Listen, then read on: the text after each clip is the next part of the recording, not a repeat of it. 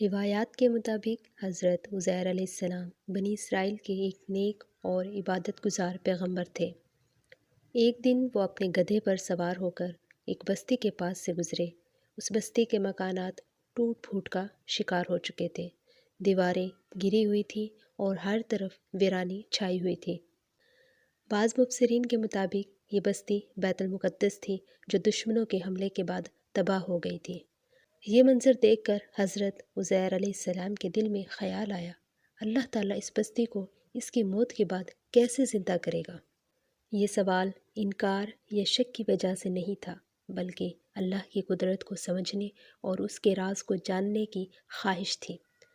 اللہ تعالیٰ نے انہیں گہری نیند سلا دیا اور آپ علیہ السلام 100 سال تک سوئے رہے۔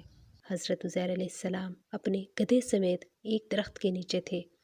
اللہ نے انہیں 100 سال تک اسی حالت میں رکھا۔ 100 سال بعد اللہ تعالیٰ نے انہیں دوبارہ زندہ فرمایا اور پوچھا، تم کتنی مدت یہاں رہے ہو؟ حضرت عزیر علیہ السلام نے جواب دیا، شاید ایک دن یا دن کا کچھ حصہ۔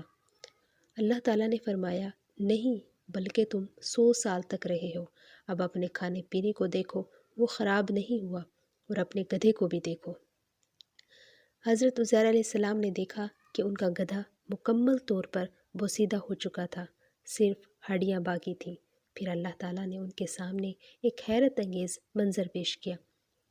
پہلے ہڈیاں اپنی جگہ جمع ہوئیں، پھر ان پر گوشت چڑھایا، پھر اس میں جان ڈال دی گئی۔ گدھا بالکل زندہ ہو کر کھڑا ہو گیا۔ یہ سب کچھ حضرت عزیر علیہ السلام کے سامنے ہوا تاکہ وہ اپنی آنکھوں سے دیکھ لے کہ اللہ مردوں کو کیسے زندہ کرتا ہے۔ یہ منظر دیکھ کر حضرت عزیر علیہ السلام نے عرض کیا، اب میں خوب جان گیا کہ اللہ ہر چیز پر قدرت رکھتا ہے۔ یہ الفاظ ایمان کے اقرار یا یقین کے اظہار کے تھے۔ وہ پہلے بھی مومن تھے، مگر اب ان کا یقین مشاہدے کے درجے تک پہنچ گیا تھا۔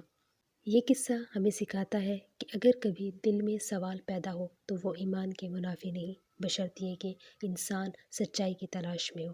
اللہ تعالیٰ اپنے بندوں کو مختلف طریقوں سے ہدایت اور یقین عطا فرماتا ہے۔